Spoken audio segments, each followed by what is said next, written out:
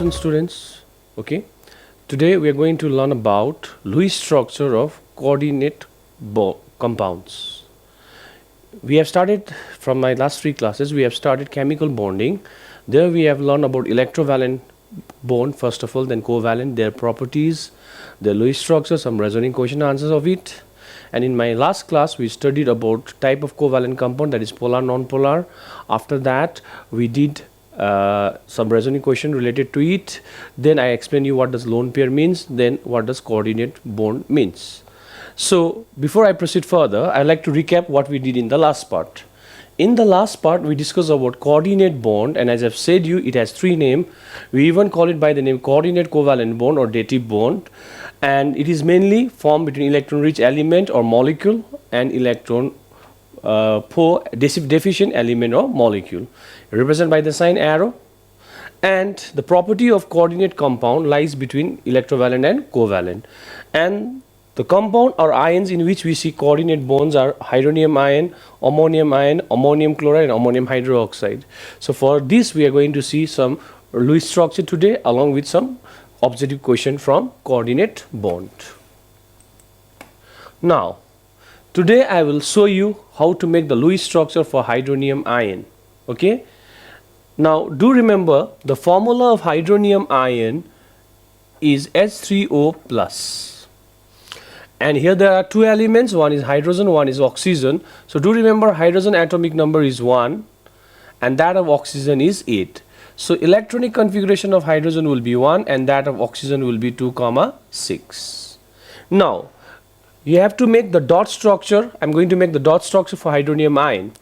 So when you make hydronium ion structure, okay, you have to be very much clever out here. Before in hand, you split this into two parts.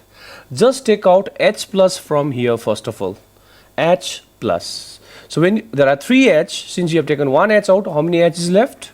2 H is left and 1 O is left. Okay, so H plus when you remove from H3O plus, H plus if you remove, what remains is water. Again add these two, you get H3O plus.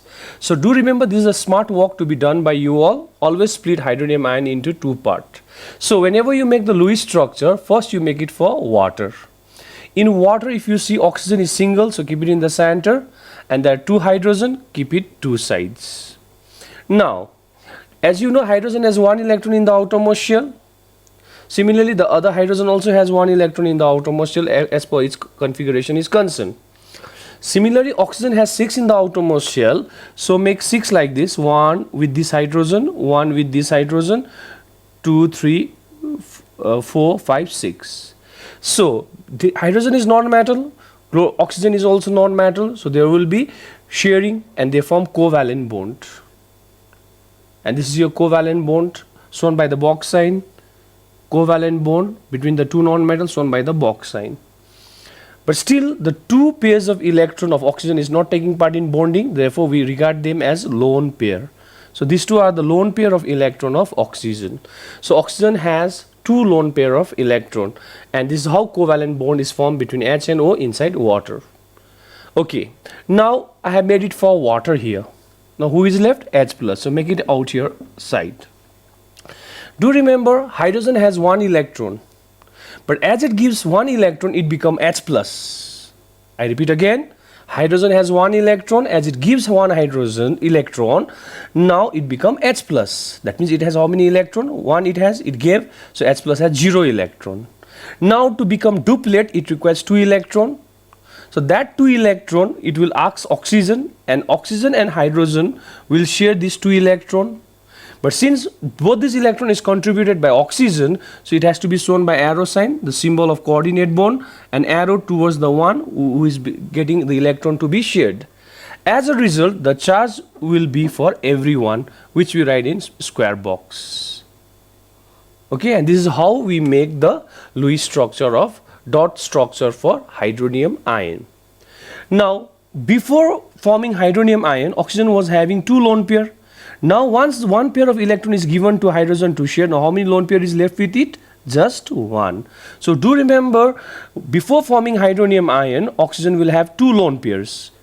But after it forms hydronium ion, only one lone pair will be left with it. And this is one of the objective question for ICSE. So state the number of lone pair with oxygen before forming hydronium ion. It was 2. Now after forming hydronium ion is how many? Only 1. Okay, and this is the dot structure for hydronium ion. But if the question says you to make cross structure, what you have to do? Just replace the dot sign with the cross sign, and this becomes your cross structure for hydronium ion. And again, if you have to make dot cross, represent hydrogen with dot and oxygen with cross, or vice versa. Okay, and do remember, inside hydronium ion there are 2 bonds, that is covalent bond and coordinate bond. So there are 2 covalent bond in hydronium ion and 1 coordinate bond. So this is all about the Lewis structure for hydronium ion. Now we are going to make next is for ammonium ion. Okay, now we are going to make next is for ammonium ion. Now do remember, the formula of ammonium ion is NH4 plus. Many students gets confused in ammonium and ammonia. Do remember, this is ammonium ion, and this NH3 means ammonia. Okay, so it's ammonia is a gas and this is your radical. So do remember, the formula of ammonium ion is NH4 plus. Now again, when we have to make its Lewis structure, be smart again, split it into 2 parts. Just like before, here also you take out H plus separately. So when you take out one H and plus sign, what is left with it is NH3. If you take out H and plus from here, what is left is N and H3. So if you add them again, it's NH4 plus. Now when you make the structure for ammonium ion, first you make it for ammonia. Again, to make it for ammonia, you require the atomic numbers, which will be provided in the exam. So do remember, atomic number of hydrogen is 1, so configuration will be 1. Nitrogen will be 7, so the configuration will be 2, 5. So first of all, we'll make only for ammonia. So who is single out here? Nitrogen, keep it in the center, and there are 3 hydrogen, keep it in the 3 sides. Now hydrogen, first you make it for ammonia. Hydrogen has 1 electron in the outermost shell. I am representing with the dot sign again here. Hydrogen has 1, hydrogen has 1, and our nitrogen has how many in the outermost shell? 5. Out of 5, 1 is shared with this hydrogen, 1 is shared with this hydrogen, 1 is shared with this hydrogen, and sharing is covalent bond. So there will be 3 covalent bond formed between 1 nitrogen and 3 hydrogen. Now since nitrogen has 5, out of 5 how many is used? 1, 2, 3 is used, so 2 are left, and this is regarded as its lone pair. So do remember, nitrogen has 1 lone pair before forming ammonium ion. Now I have made it for NH3. Now who is left? H plus. Make it at the right hand side. As I said, hydrogen has 1 electron. Once it gives 1 electron, it becomes H plus. Therefore it has 0 electron. So the ion which has 0 electron is hydrogen ion. It has 0. Now to become duplet, it requires 2. Therefore nitrogen will share its electron to the hydrogen to make it duplet. And since hydrogen is giving electron to nitrogen is giving electron to hydrogen to share, so the arrow should be towards hydrogen, and this charge will be for every one of them. And this is how we make the picture of ammonium ion. Okay, now if you see in ammonium ion, there is 1 coordinate bond and there are 3 covalent bond. And before forming ammonium ion, nitrogen was having 1 lone pair. Now once ammonium ion is formed, it has 0 electron. So do remember, before forming ammonium ion, nitrogen has 1 lone pair.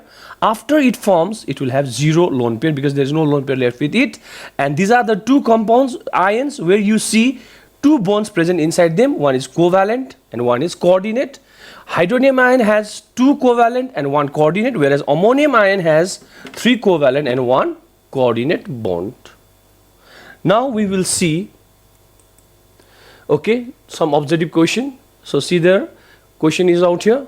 Name 2 compounds which contain all 3 types of bond. Means electrovalent bond, covalent bond, coordinate bond. So the compounds in which we see all 3 types of bond are ammonium chloride, NH4Cl, and ammonium hydroxide, that is NH4OH. Now to make you understand that, I am going back to this part. Now you can see this is NH4 plus, this is NH4 plus, and what are the bond present inside it? Covalent and coordinate. Now when it combined with Cl minus, it forms NH4Cl. How? This is your NH4 plus Cl minus. So NH4 plus Cl minus will give you NH4Cl. And do remember, between plus and minus there is force of attraction, and this attraction is nothing but it's a electrovalent bond. Now you can see between NH4, which is here, NH4 and Cl, NH4 and Cl, there is electrovalent bond. Between 1N and 1H there is covalent coordinate bond, and between 1N and the remaining 3H there is covalent bond. Therefore it is a compound which contain all three types of bond. I repeat again, between NH4 and Cl there is electrovalent bond, because plus minus there will be force of attraction. Between one nitrogen and one hydrogen there will be coordinate bond, and between one nitrogen and the remaining three hydrogen there will be covalent bond. So altogether this compound has all three types of bond, that is ammonium chloride.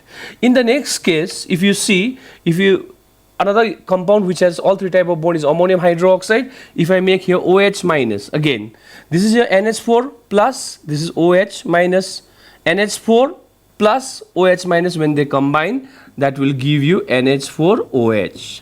Again, if you see between NH4 and OH there is force of attraction because of opposite charge, and there will be electrovalent bond between them. Now again, if you see here, between NH4 and OH there is electrovalent bond. Between 1N and 1H there will be coordinate bond.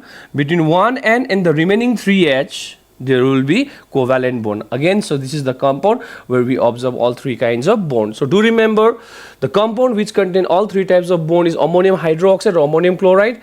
Okay, and I have given you the working of it, so do remember for an objective question.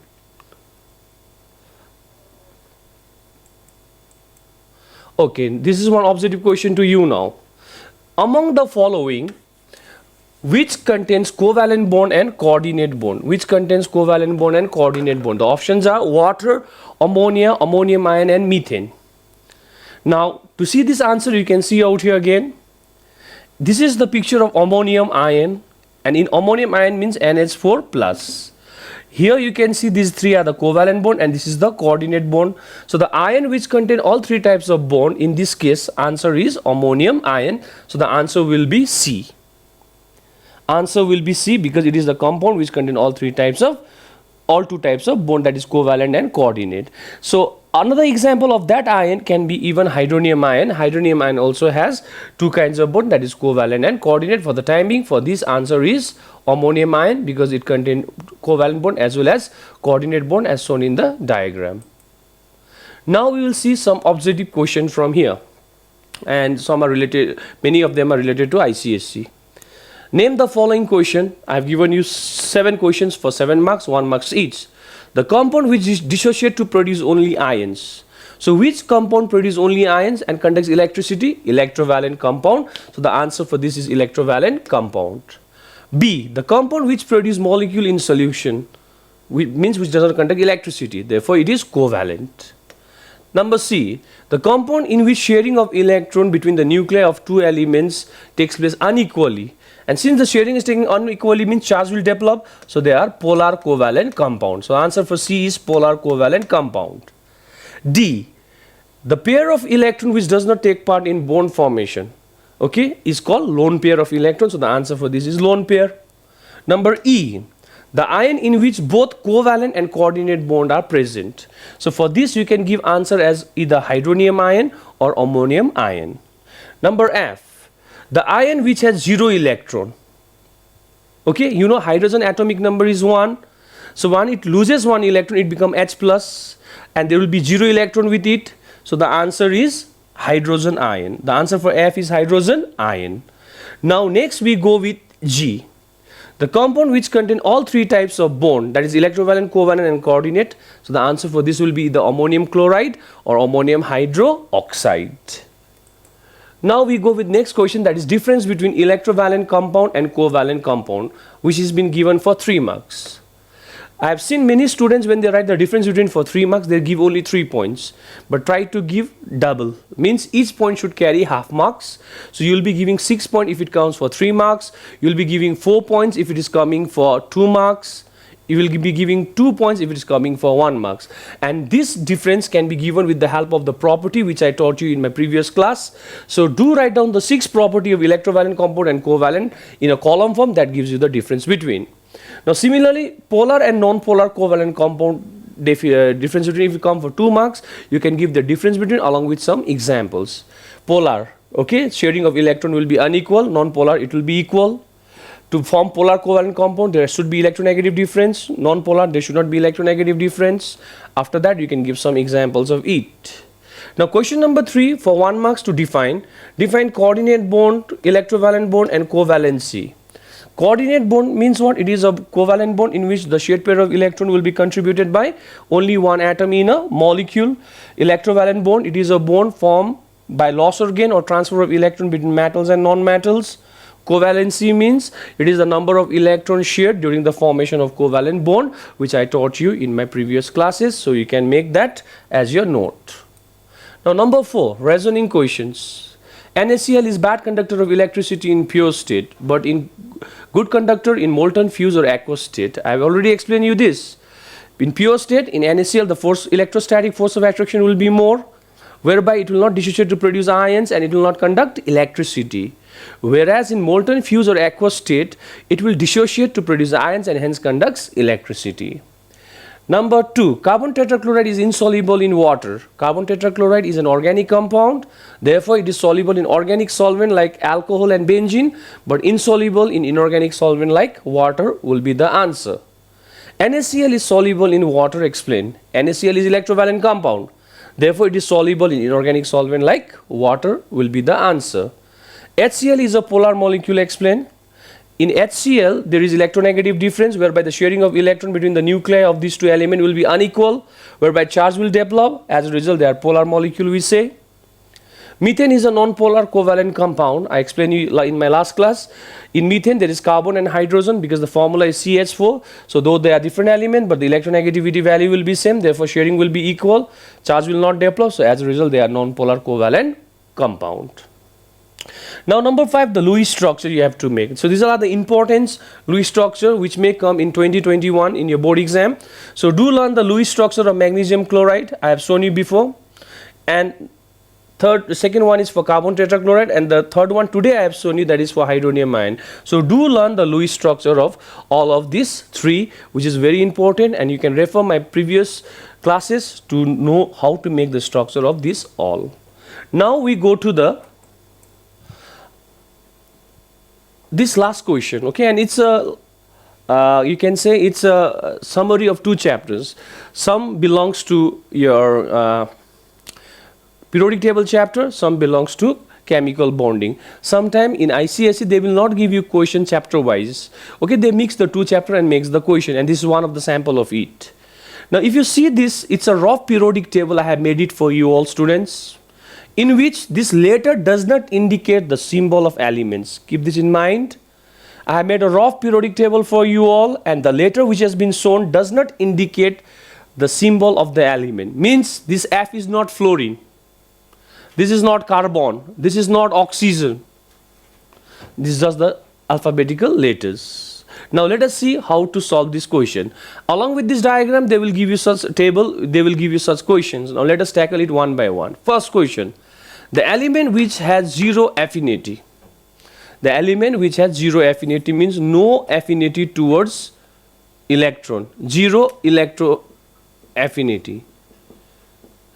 The element which has 0 electron affinity means no affinity towards electron. And who does not want electron?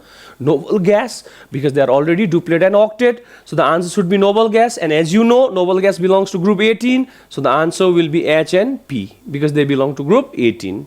Next, the element whose valency is -2. So from here you have to predict which element has the valency -2. Now tell me, -2 means to lose or gain? Minus means to gain. So they are gaining 2 electrons, that's why the valency is becoming -2.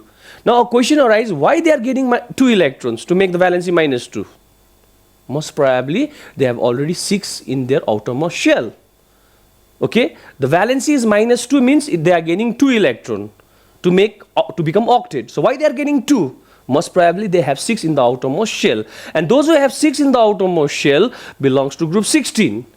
Group belongs to group 16, so the answer will be F and N. Now, number 3 question. The element whose valency is plus 3. Plus means to give.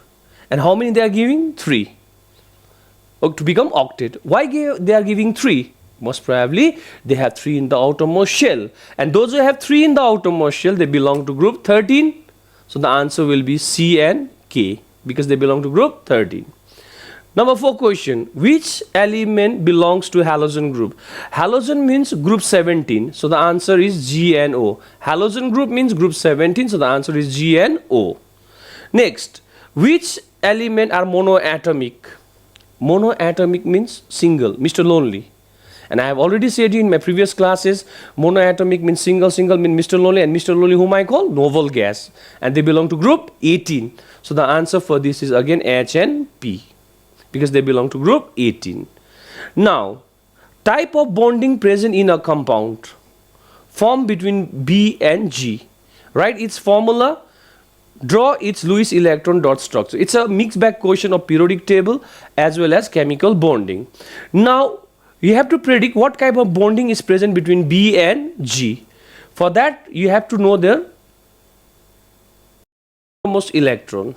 Now, you can see B is somewhere here, and B belongs to group 2. Therefore, it has 2 in the outermost shell. And G belongs to group 17. So, therefore, it will have 7 electron in the outermost shell. So B belongs to group 2, so it will have 2 electrons in the outermost shell, because we have to see the compound between B and G. So G belongs to group 17, so it has 7 electrons in the outermost shell. And those who have 2 electrons in the outermost shell are metal. Those who have 7 electrons in the outermost shell are non-metal. Now, B being a metal, it loses electron. And how many it can lose? Whatever outermost electron it has. So it has 2 electron, it's going to lose 2 electron. Therefore, the valency will be plus 2. Losing is shown by the sign plus. Now, G. G is a non-metal because it has 7 electrons in the outermost shell. Therefore, being non-metal, it gains. So how many it can gain? 1. Because it has already 7, so it will gain 1 to become octet. So when it gains 1 electron, it becomes octet, means its valency will be 1, and gaining is bad quality, the sign will be minus. Now when you cross the valency, you get the formula, okay? So now B is how many? 1. Z is how many? 2. So the formula will be Bg2. Formula will be B1, G2, so the formula will be Bg2. So write the formula. So the answer is what? Bg2. Now they have said you what kind of bonding is present in it. Type of bonding between metal and non-metal. Metal loses electron, non-metal gains electron. Metal loses electron, non-metal gains electron. So the bond formed by loss or gain is electrovalent. So the type of bonding present in them is electrovalent bond. Type of bonding present in them is electrovalent bond, and the formula of the compound will be Bg2. Now they have said you to make Lewis electron dot structure. Now to make dot structure, first see here who is single. B, keep it in the center, and G is to keep it 2 sides. Now B has how many in the outermost shell? 2. So make 2 electrons because you are making a dot structure as question has said you to do so. And G has 7 electrons in the outermost shell. 1, 2, 3, 4, 5, 6, 7. 1, 2, 3, 4, 5, 6, 7. Now, you have to make electrovalent bond. As I said you, electrovalent bond has to be shown by bent arrow. Covalent bond has to be shown by the box form, and a coordinate by the arrow sign. So since it is formed between metal and non-metal, so it is electrovalent, you have to show by bent arrow. But where to take that bent arrow? Do remember G is a non-metal, so it will gain electron from B. So it should be shown like this. G is a non-metal, it will gain electron from B, it should be shown this way. And this gives you the Lewis electron dot structure for Bg2. So type of bonding present is electrovalent between metal and non-metal. From there we get the valency. From valency we came to know its formula is Bg2, and this is how you are going to make its dot structure of Bg2. Now the last question. Type of bonding present between O and F. This is not oxygen and fluorine. These are the letters O and F. Write the formula and draw the Lewis structure again. So first of all, we have to see where they belong in the periodic table first of all. O belongs to group 17. Okay, so it will have 7 electrons in the outermost shell. F belongs to group 16, so it will have 6 electrons in the outermost shell. And those who have 7 electrons in the outermost shell is non-metal.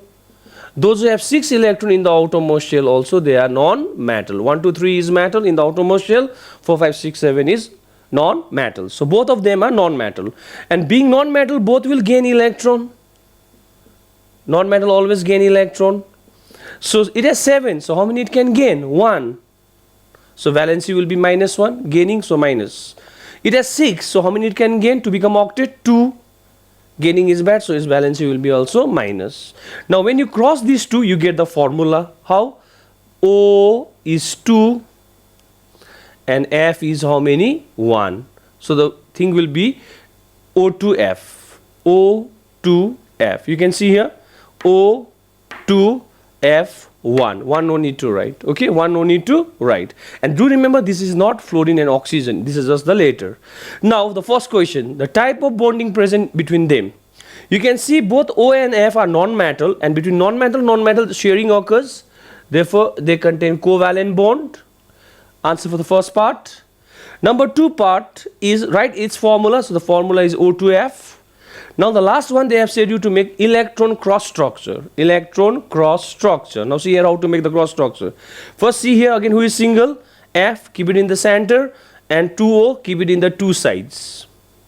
Now you can see F has how many in the outermost shell? 6. Out of 6, 1 will be shared with this oxygen, 1 will be shared with this oxygen. 2 is gone, so 4 is left. It will be the up and down. So it is the 6 electron with F in the outermost shell. Now O has how many in the outermost shell? 7. So 1 you make it to share with F, and 2, 3, 4, 5, 6, 7. 1 you make it for the F, 2, 3, 4, 5, 6, 7. So now this became 6 for fluorine, F, sorry, and this became for O. Now you have to make, whether I have to make bent arrow, box or arrow sign, you have to recognize from here. Non-metal is covalent, and covalent we represent by the box sign.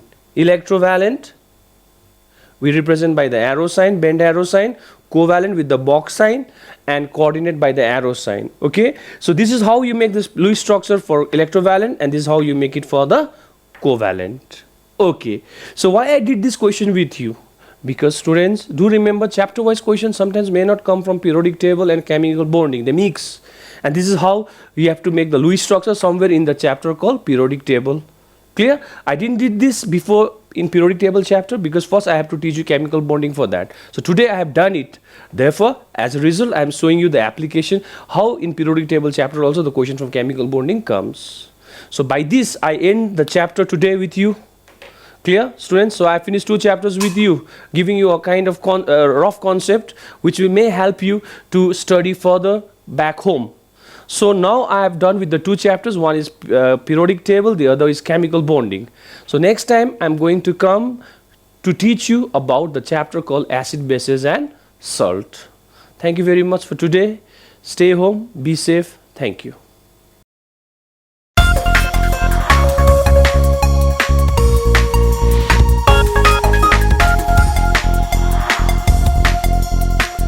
Good afternoon, dear students. We have already finished the Mendelian terminology. Yesterday we have discussed about it. Now, Mendel's law of inheritance. First of all, you have to understand what do you mean by inheritance.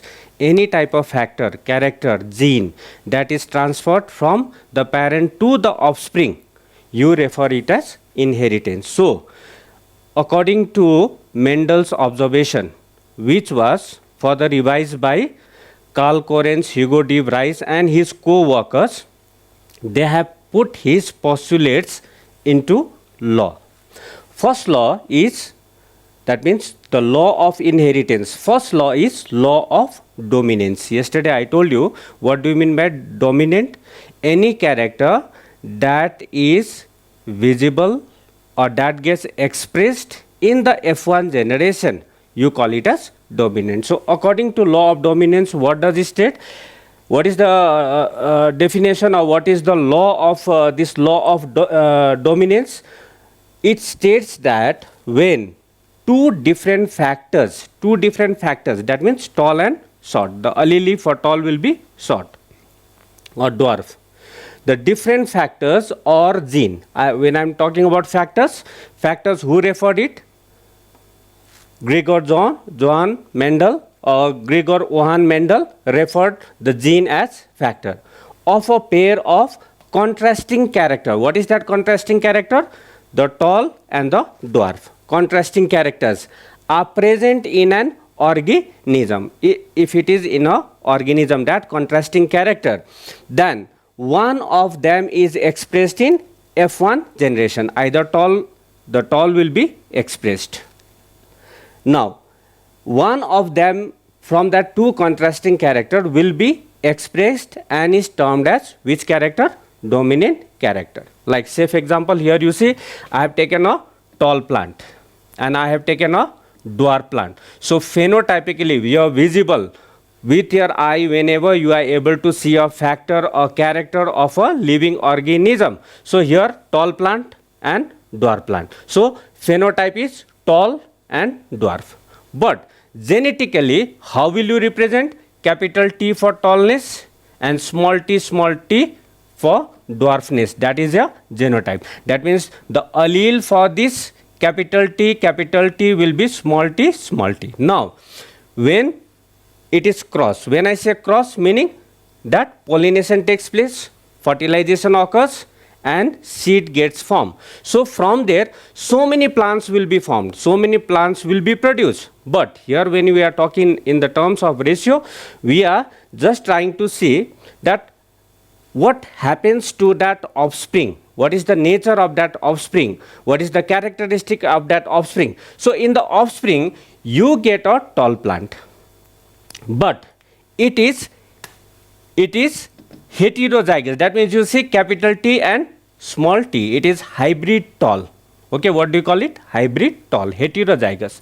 Here you have taken homozygous. Here you have taken homozygous. Homozygous tall, homo means same. So homozygous tall, homozygous dwarf. Here, what type of plant you got? You got a tall plant, but it is hybrid in nature, hybrid tall, heterozygous in nature. Now, then after that you see, again, that means according to the law, you see that one of them is expressed in F1 generation and is termed as which character? Dominant character. That means this tall is a dominant character. Which character got suppressed? Which character did not got visible in the first generation? The dwarf was not visible in the first generation. What do you call it? You call it as recessive character. Then again you see, and the other character means the dwarf. The other character which remains suppressed, it was masked, it did not appear, it was not visible, that was called as is the recessive character. Again I repeat the law.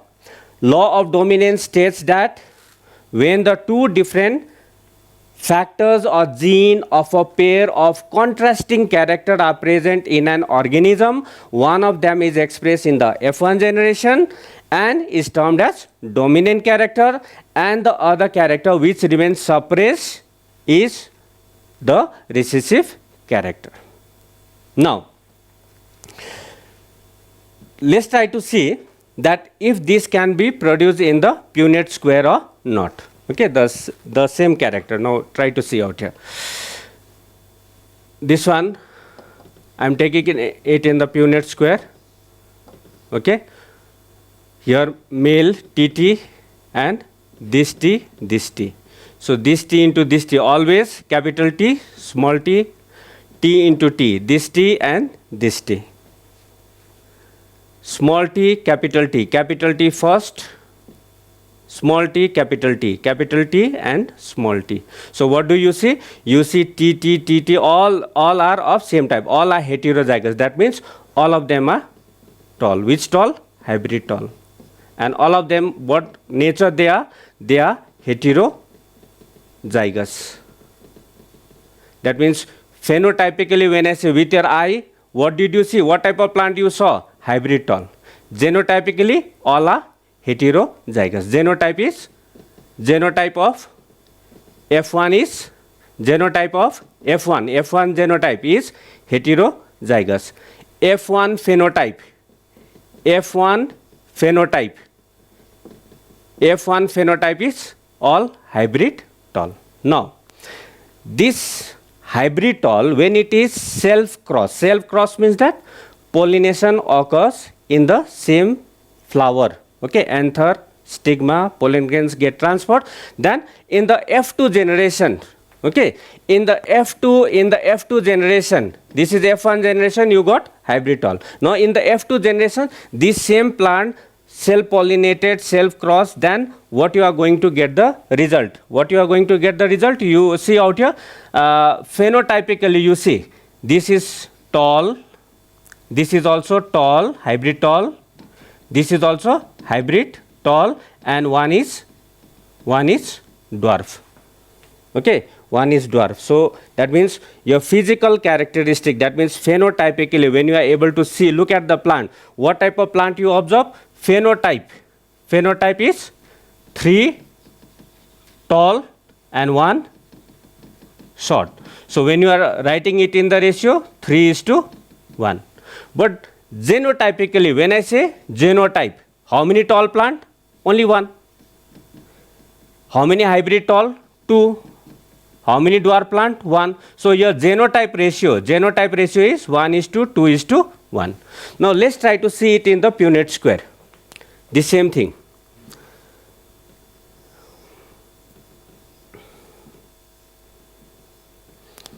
Here I have taken heterozygous, here also heterozygous. That means the male is also heterozygous pollen grain and the ova, egg. So this T into this T, T capital T, small t, this T into this T, capital T, small t, this T into this T, capital T, small t, this T into this T, small t, small t. Now, here you see, that means this is hybrid tall, this is also tall, this is also tall, and this is dwarf. So, here, your phenotype, tall, how many tall? 3 tall. And how many short? 1 short. So your phenotype is 3:1. Phenotype ratio is 3:1. And when I say genotype ratio, then how many, sorry, this capital T, this will be T into T, capital T, capital T. Pure tall is 1, then 2 is hybrid tall, and 1 is short. So your genotype ratio is 1:2:1. Now, let's try to see the second law, that is law of segregation, or you also call it as law of purity of gametes. The law states that during gamete formation means when due to meiotic division, when the reproductive cells are getting formed, that is called as gamete formation, gametogenesis, oogenesis, spermatogenesis, when the sperms are getting formed, when the ova are getting formed, you call it as, when sperm are getting formed, spermatogenesis, when ova are getting formed, oogenesis. Collectively, whether it is plant or animal, we use the term called as gametogenesis, that means the formation of gametes. So here you see law of segregation, law of purity of gamete. First of all, law of segregation. What do you mean by segregation? Segregation means separation. That means what thing is pure out here? You have taken tall plant as pure and short plant as pure. That means this is pure line. Yesterday I have discussed that for last 10 generation, the plant that is being produced is purely tall. The plant that is produced is purely short. That is pure line. Now, from the pure line, what has happened? You got in the F1 generation, what happened? The pure tallness and pure shortness is not visible. But again, you see, in the F2 generation, again, the pure tall is expressed. Again, the pure dwarfness is expressed. That means it was not lost. That means somewhere you see that this purity of that gamete, the pure character, the pure genetical factor is still existing. It has not got vanished. It has not got blended up. And from that concept, what we come across, the law states that during gamete formation, the two factors, gene of each segregate. Each segregate means the tallness got segregated and the dwarfness got segregated, leaving one gene of each character in each gamete. That means you see, you are getting a plant with pure tall, you are getting a plant with pure dwarf. So this is law of segregation. And why do you call it as law of purity of gamete? Because you see that whatever the character that the organism possesses, it does not get lost, but it is just passed from one generation to another generation. Likewise, you see that I have taken the first generation, I have taken the parental generation, then I have taken the first generation. In the first generation, pure character is not seen.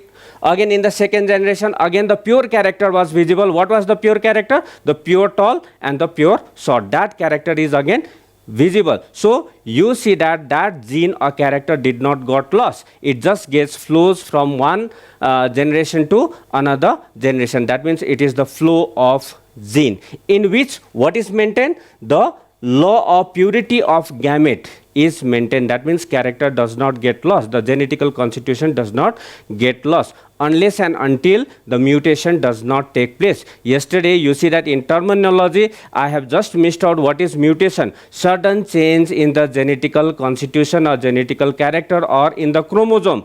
You call it as mutation. So if mutation have not taken place, then what will happen? This purity of gamete is maintained. Now, similarly, I'll just give you one easy way. Suppose, say for example, a good boy and a bad boy is there. Both of them, right from the morning till evening, both of them stay together and all. But you see that the bad boy has no effect on the good boy. The good boy has no effect on the bad boy. Okay, that means suppose, say for example, a dark complexion individual is there and a fair complexion individual is there. The dark complexion will not affect the fair complexion and the fair complexion will not affect the dark complexion. That means here you see that they remain separated in every respect. Okay, so that is all about law of segregation of gametes. Now come to the next part, that is law of independent assortment. But in before knowing to the law of first let's go through the law. It states that alleles present on different homologous pair of chromosome. That means where this homologous pair of chromosome, when we will when to discuss about homologous pair, when these two chromosomes are identical in nature, one coming from the father, another coming from the mother. When these two homologous chromosome, when they come side by side, the phenomenon is called as synapsis. And where does this synapsis crossing over everything takes place? It takes place in meiosis. In meiosis, first meiotic one division it takes place. So during that gamete formation, what do you observe? It states that alleles present on different homologous pair of chromosome are assorted independently of each other. That means they get separated, they get matched up with one another. One does not interfere with the other character. So this law of independent assortment is possible only in dihybrid cross. Okay, it is possible only in dihybrid cross. So in order to understand dihybrid cross, okay, first of all let's take some example. Okay,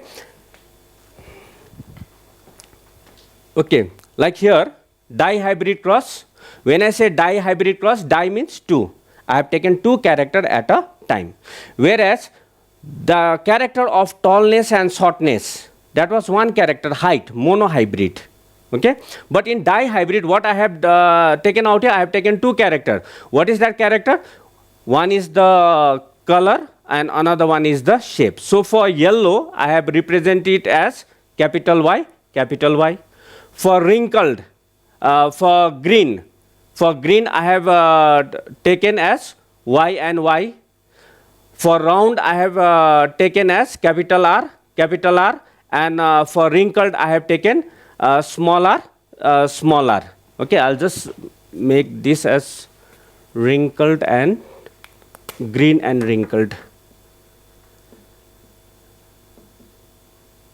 Okay, so the allele for your capital Y will be small y, small y. For capital R will be smaller, smaller. So here I have taken what I have taken? I have taken one color, another one shape. What is the color? Yellow and green. Another one round and wrinkled. Now when these two characters are taken at a time, what will be the gamete formation? The gamete of this one will be capital Y, capital R. For this one will be small y, small r. Now in the F1 generation, whatever the plant that I will get, how much ever the plant I will get will be all yellow round seed. So when I am getting yellow round seed, that means what character is suppressed? Green wrinkle is suppressed. So this is recessive in nature. What got expressed? Yellow round seed got expressed. That means I call it as what character? Dominant character. Now, when it is self-fertilized, okay, when self-pollination or breeding, mating, whatever takes place, then during that time, if here I am talking about the plant, so automatically it will be pollination, fertilization, and if I take in terms of animal, then it will be mating, breeding, or hybridization. Okay, so here the gamete obtained from the F1 generation will be capital Y, small r, capital Y, small r, small y, capital R, small y, r. Then again capital Y, r, capital Y, small r, small y, r, small y, r. These are the probabilities of the gamete that is getting formed. Now, in order to obtain the F2 generation, what I will do? I will take 1, 2, 3, 4 as the male gamete, this another 4, 1, 2, 3, 4, this as the female. Now when these gametes, when they fuse together, okay, then during gamete formation, what are the probabilities that I will get? You see the first one, this YR into this YR, capital Y, YY, R into R, RR. Then again this YR into this YR, what I will get? YY, capital R, small r. Then again this YR into this YR, what I will get? Capital Y, small y, capital R, capital R. Then again this YR into this YR, then you see capital Y, small y, capital R, small r. So this way when it is multiplied, okay, then you get this result. Now here you see that Y, capital Y, R, R. This is genotype. All these alphabets that is written out here, it is the genotype. That means it is the genetical representation. But how will I understand? Then you see that here what I have written, capital Y, capital R. It is yellow round. Small y, small r, green and wrinkled. So according to that, you have to see that what is the dominating character. Like take for example here, when it is capital Y, capital R, yellow round. Any capital that is existing in any of this combination, then you are going to write the dominant character. So here you see yellow round.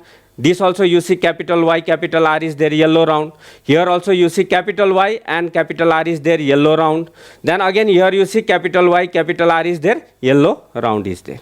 Similarly, with this you multiply to this one, capital Y, then capital R, small r, then it is yellow round. But here you see this YR and this YR, Y into Y, this YY and this R and R, that means small r, small r. So Y stands for yellow and RR for wrinkled. So here it becomes yellow wrinkled.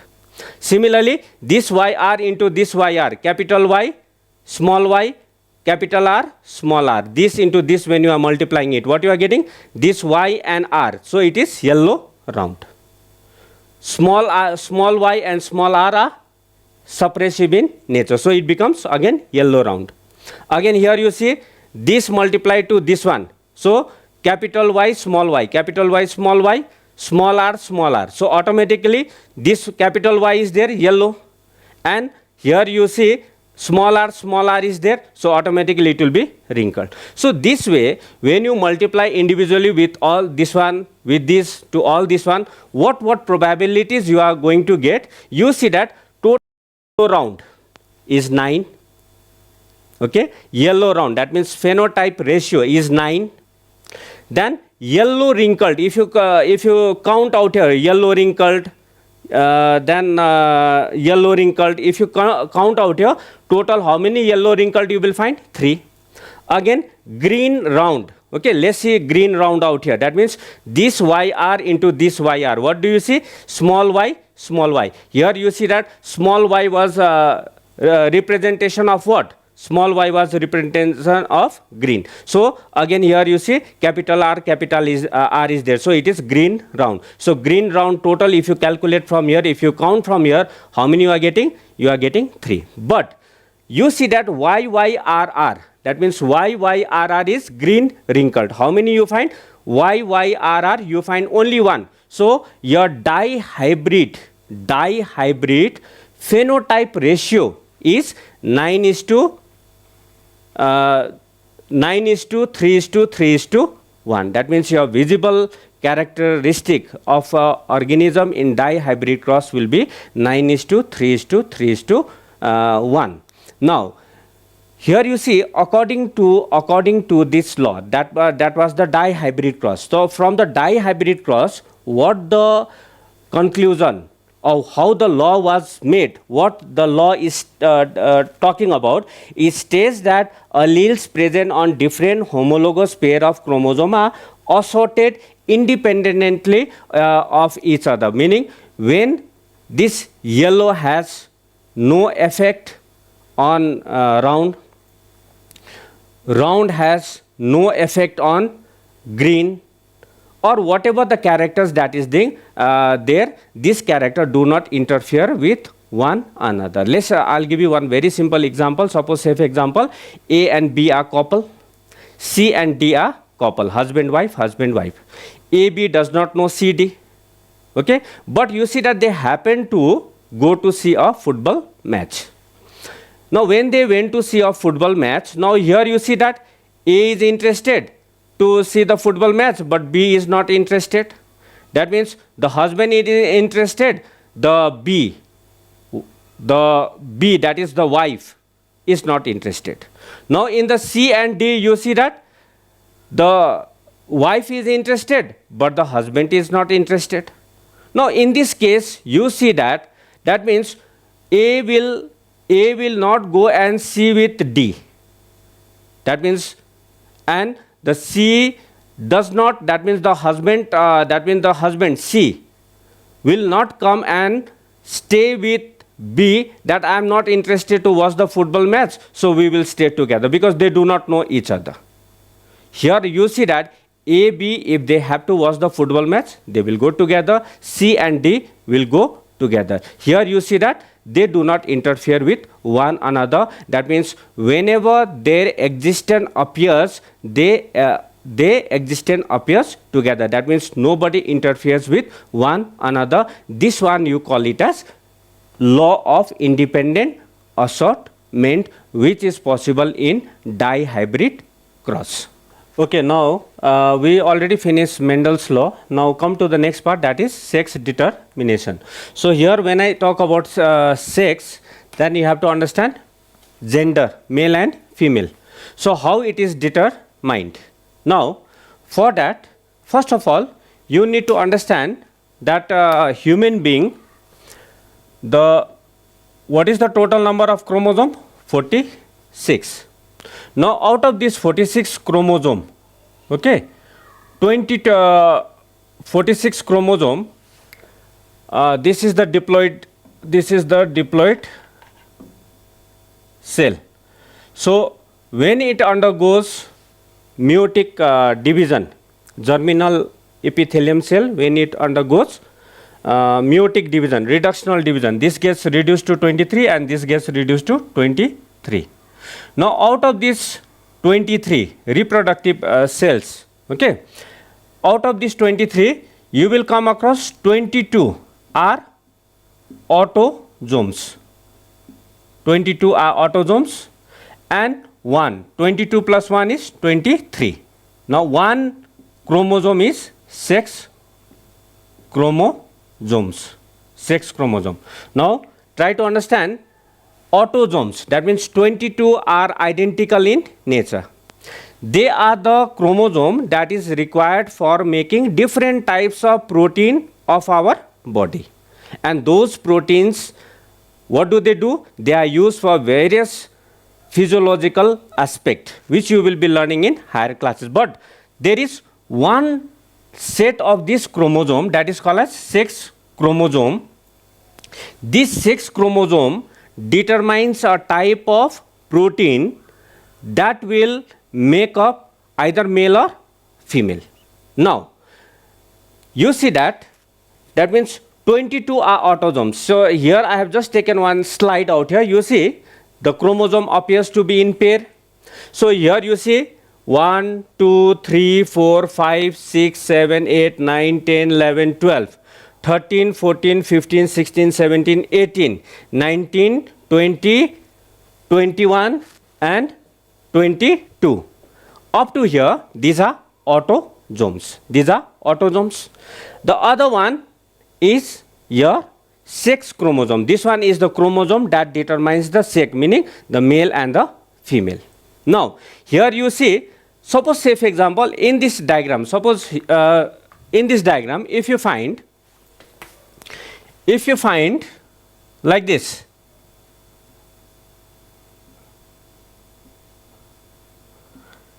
that means this is XX chromosome. That means this cell or the gamete or the reproductive cell is of female. But suppose say for example, if you find it like this,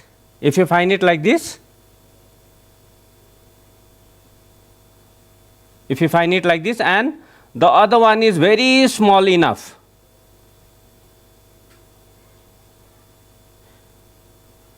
compared to this one, you find the other one is small. So this is X and this is Y.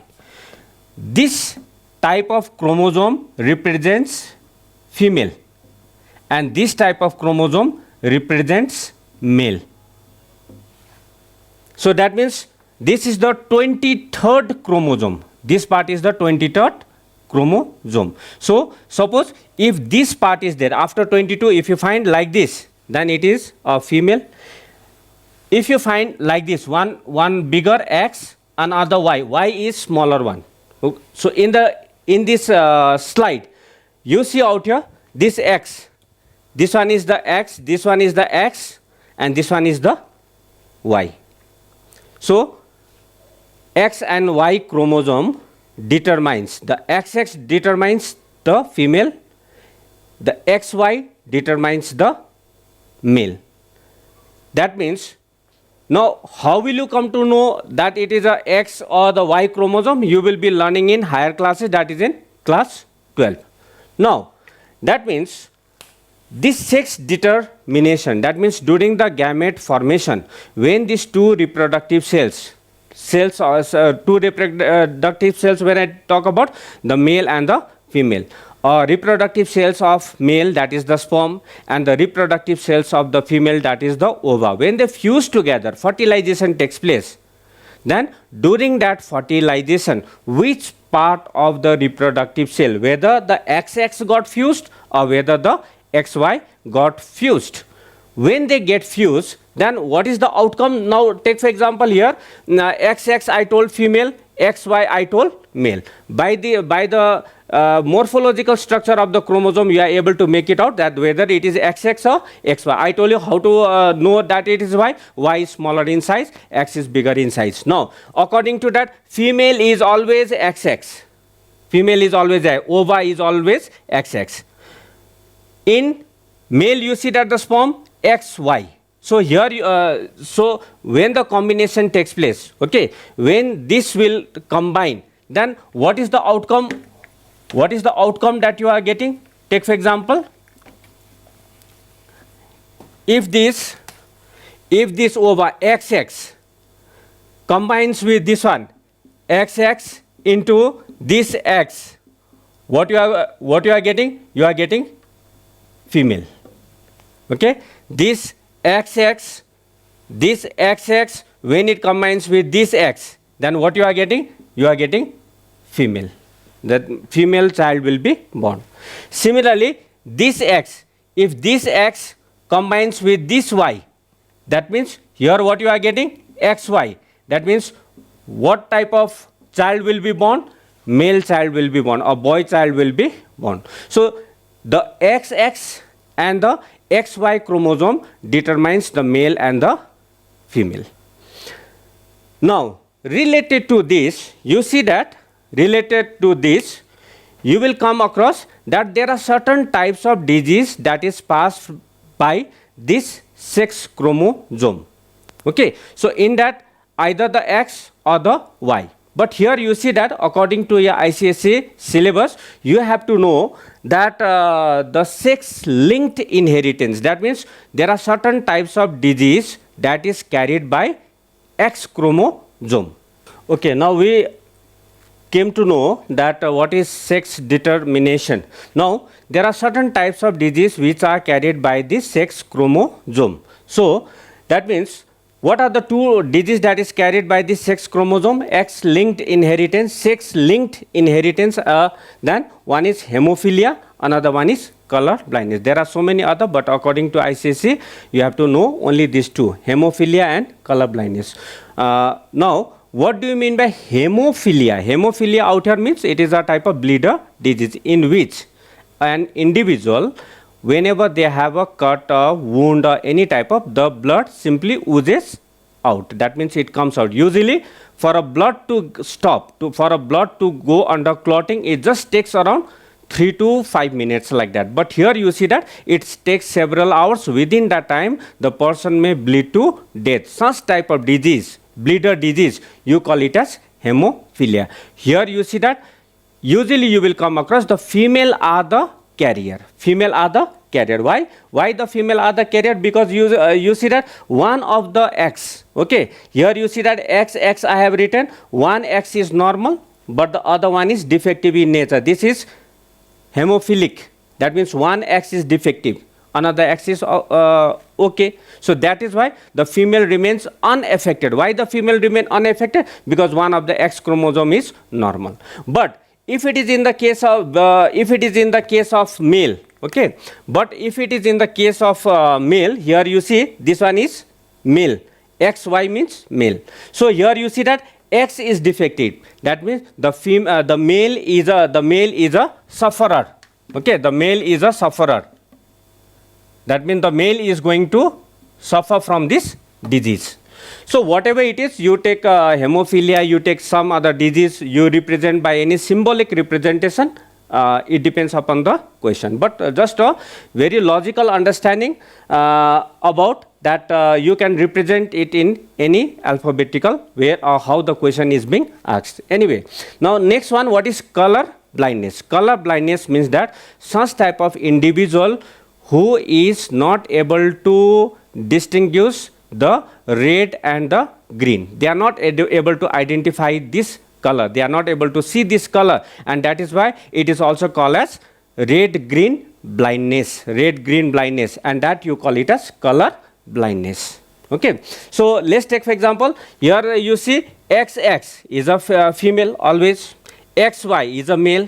Now here I have written XX0. Okay, that is one X chromosome is normal, another one is defective. So it is a female carrier, not a sufferer. Another one here you see X0 and Y I have written. XY, first of all XY male.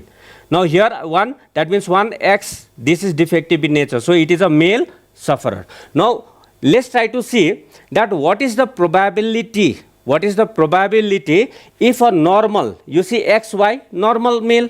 If a normal male marries a woman, XX is woman, but what type of woman? It is a female carrier. If the female is a carrier of what? Either color blindness or either hemophilia, whatever it is, okay. If there are the carrier of disease, what is the type of offspring that you are going to get? First of all, let's try to see this one. X into X. Then you see XX, X into Y, XY, X not to this one. That means first of all you are writing this one and this one. Then after that this X into this Y. Now you see this. Now first of all XX, this is female. This is male. What type of female? Normal. This is what type of male? Normal male. One son, one daughter, one son. That means they are both normal, not affected. Now in this case you see XX means what? Female. But what type of female? Here you see that XX not female carrier. Now now this daughter will be a carrier. Okay. Similarly, when I say XY, XY that means son, okay, or male, son or male. But what type of male? The male will be a sufferer. Why it is a sufferer? Because there is no, the male has only one X chromosome, and that X chromosome is also defective in nature. Let's take another example. Okay, now let's take another example. Like take for example, I am showing you another example. Here let's take the male is a sufferer. Okay, the male is a sufferer. When marries with a normal woman, the woman is normal, but the male is a sufferer. That means the father is a sufferer and the mother is a normal mother. Then what is going to happen? Now you see this X into this X, X, X naught, X into Y, XY, X into X, X, this one, X into this Y, XY. Here in this case, first of all, see X and X naught. What do you, first of all, XX, that is daughter. But what type of daughter? Here X naught, here you see X naught. What type? Female carrier, that means daughter carrier. She will be the carrier of disease, but she won't be affecting it. Another one, you see X into Y, XY, that means this is the son. Which type of son? Normal son, because it is not defective in nature. It is normal, XY, male. This X, this X into this X, X naught. Here also what do you find? The same thing, that means daughter and carrier. This X into this Y, XY, that means son, normal son. That means if a woman is normal and the normal, that means normal in all respect, no genetical defect. But here you see that the father is a color blindness, okay, which I have represented in this manner. Now what is the probability? Here you see daughter carrier, son normal, son normal. So these are the few aspects, some basic knowledge about the genetics. I have not finished all in all, but to some extent I have given you the idea regarding the genetics. When I come in the next class, we will start with another new chapter. By the time, stay healthy, remain alert, wash your hand regularly, okay, before you go for anything, you play, you avoid shaking hands with one another, put mask, and use any type of detergent. At least wash your hand for 20 seconds, okay, so that thoroughly these viruses can be cleaned. Maintain hygiene properly. Thank you so much.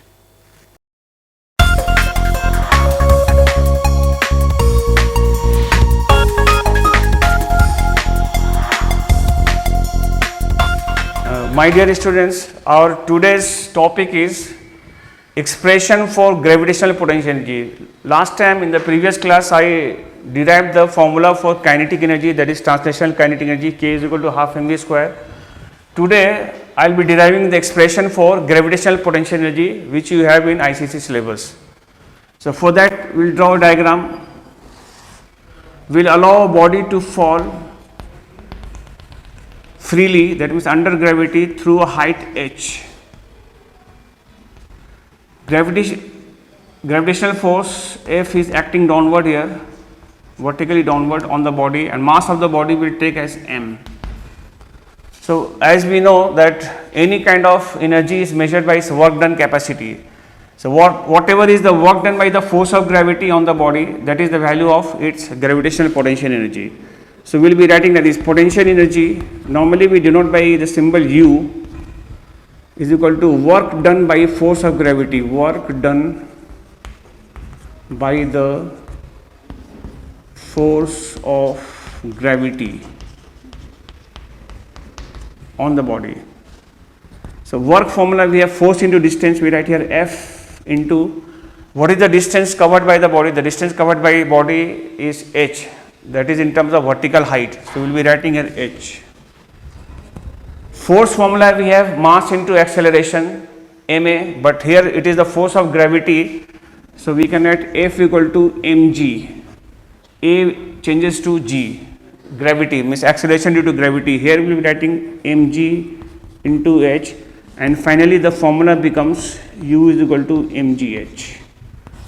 So we are supposed to learn these two formulas, formula for kinetic energy k is equal to half mv square, and formula for potential energy u equal to mgh. So these two formulas derivation we have in ICC syllabus. So now we are starting a new topic of the same chapter.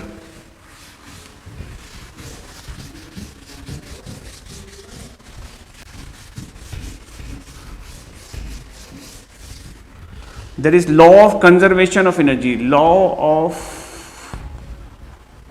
conservation of energy, law of conservation of energy. It states that the energy can neither be created nor be destroyed, it can only be changed from one form to the other form. This statement is known as law of conservation of energy. In ICC syllabus, we have one verification, mathematical verification of law of conservation of energy for a free falling mass or for a free falling body. So I am going to show you that derivation. Verification or mathematical verification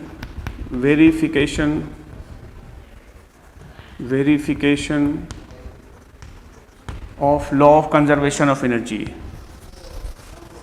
for a free falling body, for a free falling body. So for this we draw the diagram like this. A body of mass m will be allowed to fall freely under gravity through a height h. This is ground level, ground. Mass of the body is m. So since the body is falling freely, so initial velocity is 0, that means u value is 0 at that moment. This is the highest point. We will suppose a point somewhere in between and a point just before reaching the ground.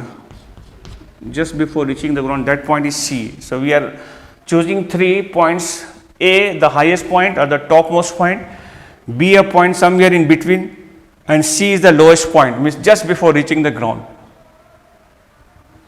Here what we are supposed to show, we are supposed to show that the total energy of the body, this body of mass m, remains the same at the point A and at the point B and the point C. At all the points the total energy will remain constant, will remain the same, equal. So energy will not be created, neither it will be destroyed. The total energy of the system remains the same. So this is called conservation of energy, law of conservation of energy. So to verify this, mathematically we will be writing like this: total energy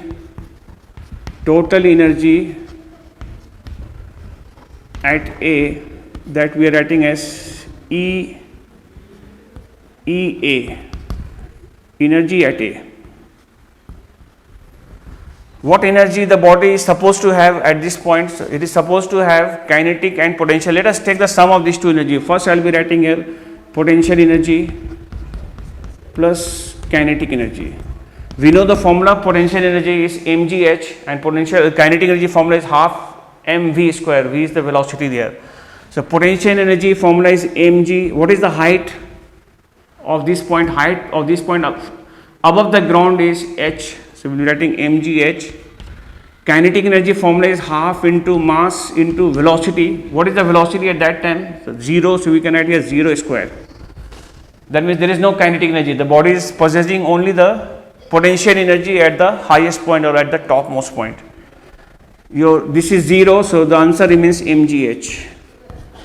That means energy at the point A, this A I am writing as a subscript here. So energy at the point A, this is the equation number 1, value is mgh, total energy. We have to show the energy at the point B also comes the same, energy at the point C also remains the same, will have the same value. So now we are calculating total energy at B. Total energy at the point B. The point B is the point anywhere in between its motion. You can write here EB, energy at B. Let us take the energy in the form of sum of these two, potential energy plus kinetic energy. Formula potential energy is mg into height above the ground, right? Mg, the height above the ground. Let us suppose this height is x. This height is x. This height or the distance traveled between the point A to B is x. So what is the height above the ground level? What is the height above the ground level? The height above the ground level will be, the whole thing is h, this much is x. What is the remaining height? The remaining height will be h minus x. So the height available above the ground will be h minus x, that we will write here, plus kinetic energy formula we have half mv square. Velocity at this point will not be 0 because velocity over here is 0, the value of velocity keeps on increasing. So it is during the course of motion, so velocity cannot be 0. So we write half m, velocity I will write as v square. We can write mgh minus mgx plus half m v square. You know the formula from class 9 syllabus, v square formula we have u square plus 2as. Using this formula, what is the value of u? Let us check out. U value out here is how much? 0. So I will write first 0 square plus 2. A is acceleration, but out here that same acceleration is called acceleration due to gravity, which is acting in the downward direction like this. That means the value of A becomes g. And s is the distance travelled. What is the distance travelled from here till here? The distance travelled is same as the height over here. What is the height covered by the body from this point to this point? That is x. I will be writing that as x, giving reference of this formula, since this is the formula we are using out here. So let us check it. What is the answer we are going to have? mgx plus half, 0 is neglected here, so multiplying by this half m into 2gx, 2 and 2 cancel. We are having the answer coming here mgh minus mgx plus mgx.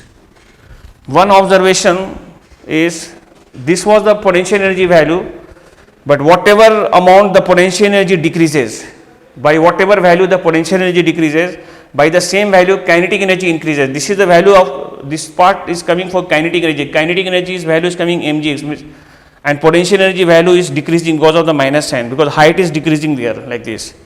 So by whatever amount or by whatever magnitude the potential energy decreases, by the same magnitude kinetic energy increases. Kinetic energy in the beginning was 0, now it becomes mgx. So these two cancel, the answer comes the same, mgh. So energy at the point B we find is the same as the energy at the point A, that is mgh. This is as equation 2. Now we will be showing the energy of the body at the point C, which is the lowest point, is also same. How to show that? To show that, again let us write like this, energy at C, that is the lowest point, energy at C, same way we will show EC, energy at the point C. Again we will take in the form of sum of the two of them, like potential energy plus kinetic energy. So potential energy of the body at the point C will be 0 because there is no height available. Because potential energy is depending upon the height, there is no height, so potential energy at that point is 0. Whereas kinetic energy is there, right, half mv square. 0 you can neglect, right, half m, again v square formula, this kind of formula only we are using out here. U value is how much? What is the value of u there? 0. We can write here 0 square plus v square value is how much? 2, a value become g, s. What is the distance traveled when u is 0 from here till here? How much is the distance traveled? The distance traveled is h. We can write again here h. These two cancel, the answer again comes the same, mgh. So energy at the point C also comes the same, that is equation number 3. So what is the observation? The observation is that the energy at all the point remains the same. Energy at the point A is mgh, energy at the point B is also same, energy at the point C is also the same. That means total energy of the system remains conserved. Energy is only changing. Here we had potential energy. Here we are having both potential and kinetic both. Here potential is decreasing, but whatever the value of the potential is decreasing, by the same value kinetic is increasing.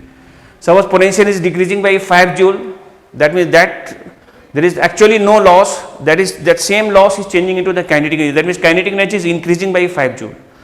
And again out here you will find that the entire potential energy whatever it had over here is completely changing into kinetic energy.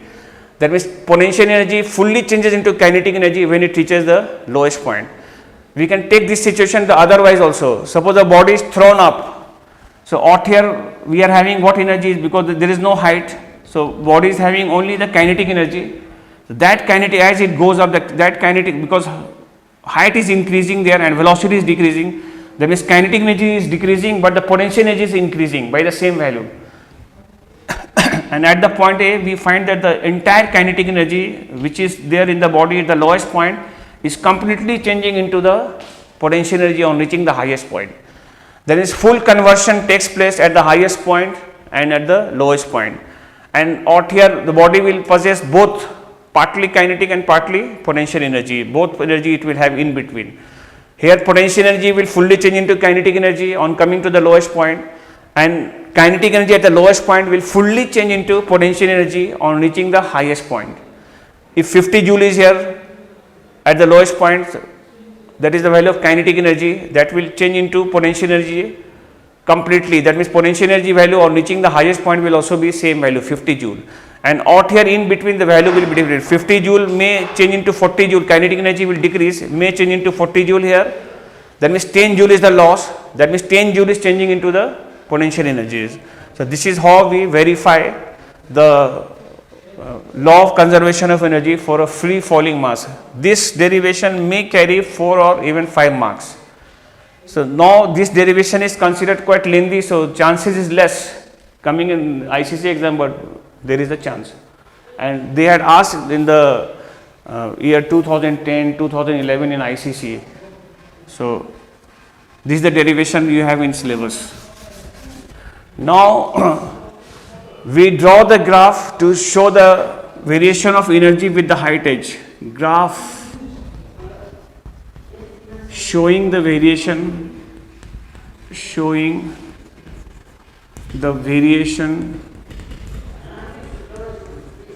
of energy with height above the ground, or with the altitude above the ground,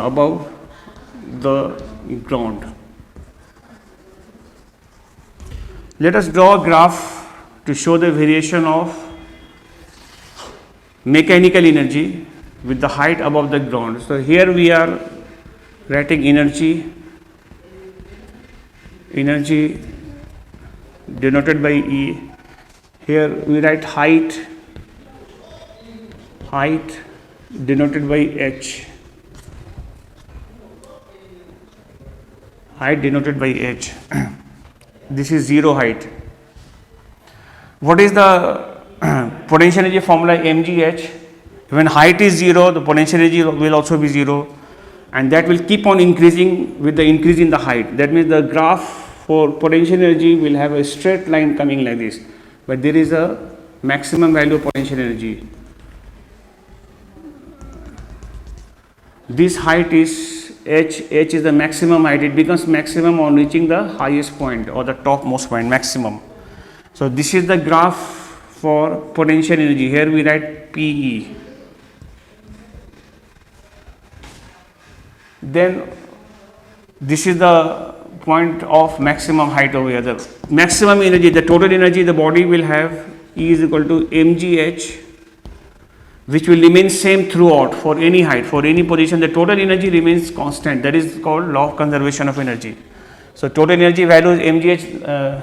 Previous derivation you had seen, energy at the point A was mgh, energy at the point B will be also mgh, energy at the point C is also energy. Any points, total energy will remain the same, only energy conversion will take place. Kinetic energy will be just the reverse of potential energy. Kinetic energy will be maximum when the height is 0 or at the lowest point, it will be going like this, just the opposite of this. Kinetic energy graph will come like this. Kinetic energy will keep on decreasing with the increase in height. When the body goes up, velocity decreases, kinetic energy also decreases. When the body reaches the maximum height, kinetic energy becomes 0. That means there it fully changes into potential. The kinetic energy value will keep on decreasing like this in a straight line. These lines are straight here, coming here. So potential energy will be like this, kinetic energy will be like this, whereas total energy will remain constant at all the points. Total energy mgh value will remain the same everywhere, at any height, at any point of its motion, at any instant of the time. The total energy value which we have mgh will remain the same throughout. So this is the graph. It may carry 2 marks. 1 mark may be on the labeling of the graph, and second mark will be on the nature of potential and kinetic energy and showing the total energy remaining constant like this. So this graph may carry 2 marks.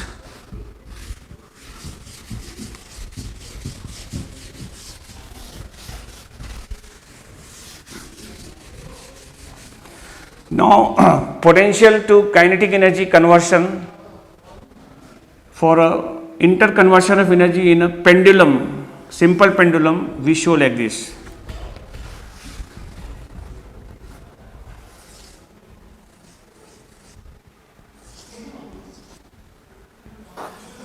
We will show an oscillating pendulum like this.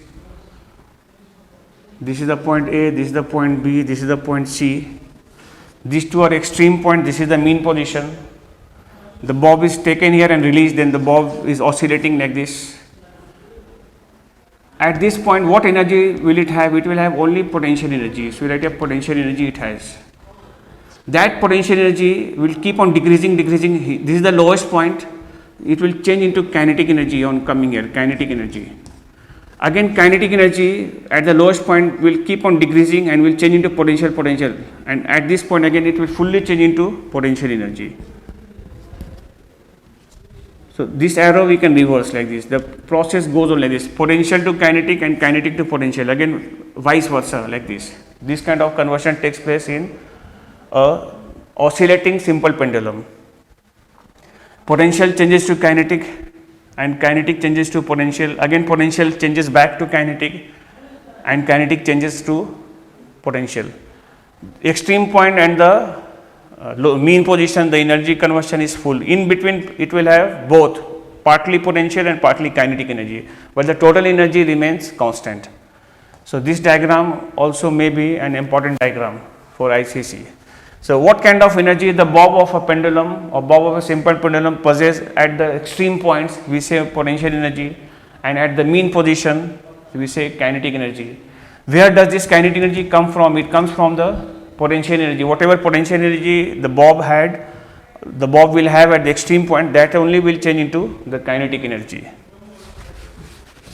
Now another point, potential energy is the energy of a body due to state of rest, so it can not put into work directly. So potential energy, first we change into kinetic energy, and then kinetic energy is put into the work directly. That means to convert mechanical energy into any other form of energy, mechanical means potential and kinetic energy. If we are having potential energy, first we change that into kinetic, and then kinetic energy will put into work directly, or we can change into the other forms of energy. Normally waterfall is used to generate electricity. So actually the conversion potential energy is the energy at rest, we cannot directly put into use because it is the energy at rest. First we change that into waterfall, water is falling down, the potential energy is changing into kinetic on reaching the lowest point, and that kinetic energy is changing into electrical energy by rotating the turbine of a dynamo and generating electricity. So kinetic ultimately changes into any other forms of energy. Potential to kinetic only we can change, and kinetic to potential, but potential we cannot directly change into the other forms of energy because that is the energy due to rest. Even though we are having a stretched spring or a stretched bow, we are having an arrow there.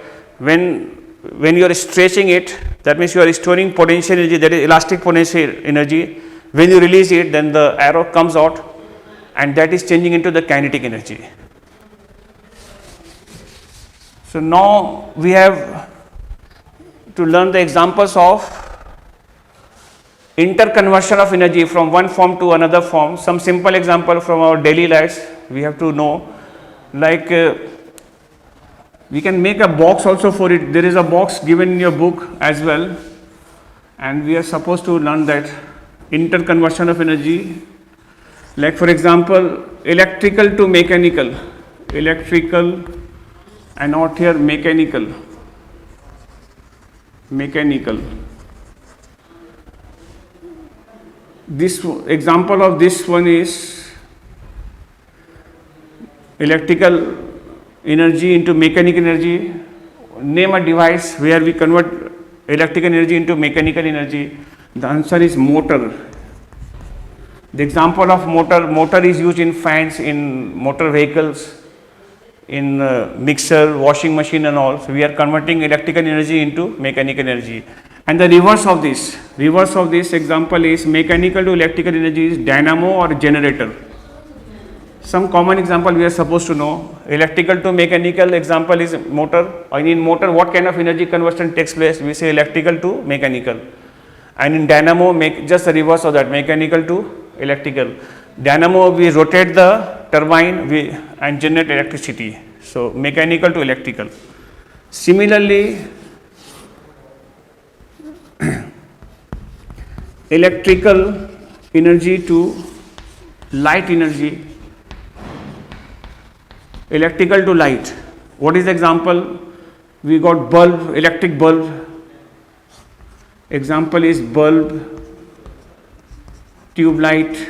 Many examples we have in our daily. We can think and answer for that. Electrical to light, the example is bulb, tube lights, even the halogen bulbs and all. Light to electrical, what is the example? Light to electrical example is photocell. Photocell, even we can say solar cell, etc. Then another example,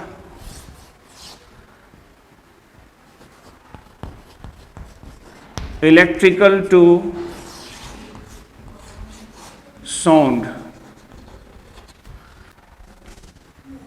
Let us think about a device or an instrument where we convert electrical energy into the sound energy. The answer is a speaker. In a speaker, electrical energy changes into sound energy. And just reverse of that, sound to electrical, the example is microphone. In microphone, sound energy changes into electrical energy, whereas in a speaker, electrical energy changes into sound energy. Let us take another example. Electrical to heat. Electrical energy to heat energy. What example we have? We are having heater, electric heater, toaster, geyser, etc., where electrical energy changes into heat energy. And now let us check the example where heat energy changes into electrical energy. That example is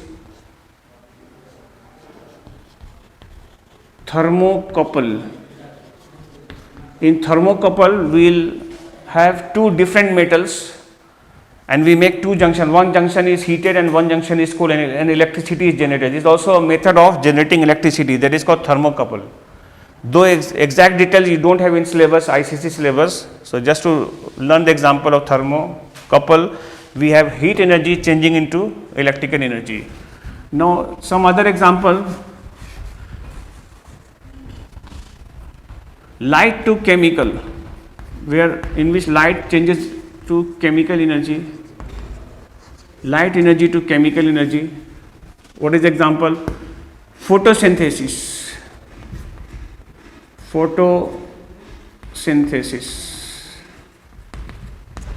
Photosynthesis reaction, we have light energy changes into chemical energy.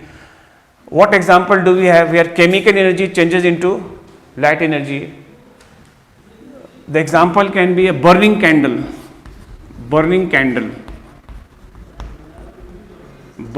Candle is made up of wax, that is paraffin wax is a chemical. When it burns, it gives light. So light to chemical is photosynthesis, and chemical to light, it is burning candle. Similarly, if they give a situation, we have to think from our daily life, examples like what kind of energy conversion taking place. Some example like burning of a matchstick. When you burn a matchstick, what energy conversion takes place? We say chemical to heat, because heat energy we are mainly using.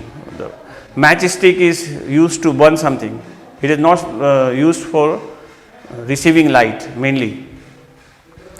So same way in respiration, when a man respires, respiration time, what energy conversion takes place? We say chemical energy to heat, because in our body metabolic reaction takes place and heat energy is generated. So chemical to heat. So likewise we have to think, if they give a particular example, we have to think now what energy conversion takes place out there.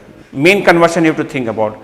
Now the last part of this chapter, though not directly in the syllabus in class 10 level now it is shifted to class 9. So that is energy degradation. Energy degradation. You have learnt in class 9 as well. So energy degradation is the undesirable energy or unwanted energy formed during the process of transformation of energy from one form to the another form is called energy degradation. Like for example, in electric bulb, electric energy changes into light energy, we say that. Actually, when you switch on, electric energy first heats up the filament of the bulb, the filament gets heated up and then the light is generated. But the heat generated in the bulb, we don't make use of that. That is undesirable energy, that is lost to the surrounding, and that contributes to global warming as well. The unwanted heat or unwanted energy generated during the process of transformation of energy, during the process of conversion of energy is called energy degradation. Even burning of a candle, what energy conversion takes place? Chemical to light, but the heat also generated there, and that heat is the energy degradation out there. So same way, likewise we can think about the examples like in electric heater, electrical energy changes into heat energy. That heat is the major component of energy which we make use of, but at the same time the element of the heater glows red hot, it gives some light, but light we don't make use of. So light is the energy degradation over there. Same way burning of a matchstick, so chemical energy to actually light as well as the heat, but the light energy we don't make use of. We don't use matchstick for receiving light. So we are using the matchstick to burn something, to burn gas stoves or to burn a lamp and all, like for burning a candle and all, we use the matchstick.